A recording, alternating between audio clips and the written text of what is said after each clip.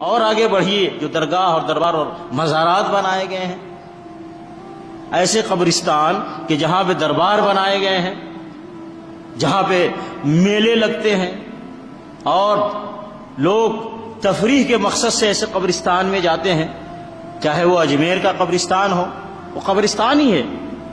آپ جانتے ہیں جتنے باباؤں کے دربار ہیں وہاں پہ ایک قبر نہیں ہوتی، بہت ساری قبریں ہوتی ہیں، وہ قبرستان ہوتا ہے اصل میں، لیکن ایک قبر کو ہائی لائٹ کیا جاتا ہے، ایک قبر کو ہائی لائٹ کیا جاتا ہے اور اس کو ایڈورٹائز کیا جاتا ہے۔ اب اس ایڈورٹائز کی وجہ سے لوگ آتے ہیں وہاں پہ، لیکن قبرستان وہاں بہت ساری قبریں ہوتی ہیں۔ میں خود اجمیر کی درگاہ گیا تو دیکھا چھوٹی چھوٹی بہت ساری قبریں ہیں، وہ اجمیری بابا کے بیوی کی قبر ہے، اجمیری بابا کے بھائی کی قبر ہے، پتہ نہیں ان کے پیر کی قبر ہے، ان کے بزرگ کی قبر، کس کی یعنی وہ قبرستان ہے وہ، لیکن دوسروں کا ذکر نام کم آتا ہے، ان کا نام ہائی لائٹ کیا جاتا ہے۔ کیوں کہ ایک کے ایڈورٹائز کرنے سے پھر لوگ آتے ہیں، وہاں آتے ہیں تو پھر پھول زیادہ خریدتے ہیں، پھر سب کے اوپر پھول ڈالنا پڑتا ہے، پھر پھول زیادہ بکتا ہے۔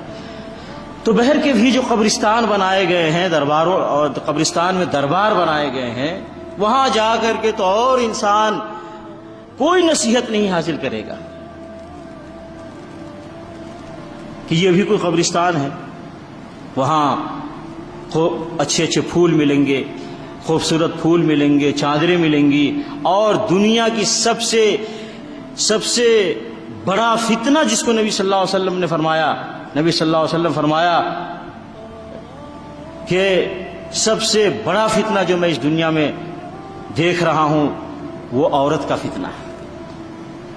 نبی علیہ الصلوۃ والسلام نے فرمایا اتقوا الدنیا واتقوا النساء، اس دنیا کے فتنے سے بچو اور عورت کے فتنے سے بچو۔ اور سارے درباروں پہ بن ٹھن کے وہ فتنے، وہ عورتیں وہاں آتی ہیں۔ وہاں جا کر کے کون قبر کو یاد کرے گا، کون قبر کو یاد کر کے، قبرستان کو یاد کر کے آنسو بہائے گا؟ وہاں تو اور دل سخت ہو جاتا ہے۔ کیوں؟ برائی کا اڈا بنا ہوا ہے، برائی کا اڈا بنا ہوا ہے، عیاشی کا اڈا بنا ہوا ہے، بدکاری کا اڈا بنا ہوا ہے۔ اللہ رب العالمین نے جس زنا کے بارے میں کہا لا تقربوا الزنا، زنا کے قریب مت جاؤ، وہاں تو زنا ہوتے ہیں درباروں میں، وہ تو اڈے ہیں درباروں کے۔ اور جس نشے کے بارے میں اللہ نے فرمایا انما الخمر والمیسر والانصاب والازلام رجس من عمل الشیطان، یہ شراب، یہ نشے کی چیز جو ہے ناپاک ہے اور شیطانی عمل ہے، فاجتنبوہ، اس سے بچو۔ سارا نشہ درباروں پہ ہوتا ہے۔ اور دیکھیے جہاں نشہ ہوگا وہاں زنا ضرور ہوگا۔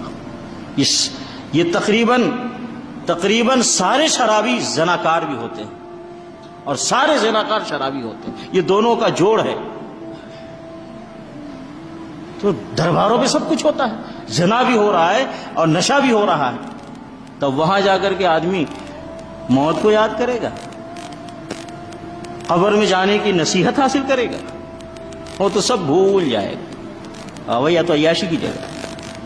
تو نبی علیہ الصلوۃ والسلام نے قبرستان کے بارے میں کہا اس جگہ کے لیے تیاری کرو۔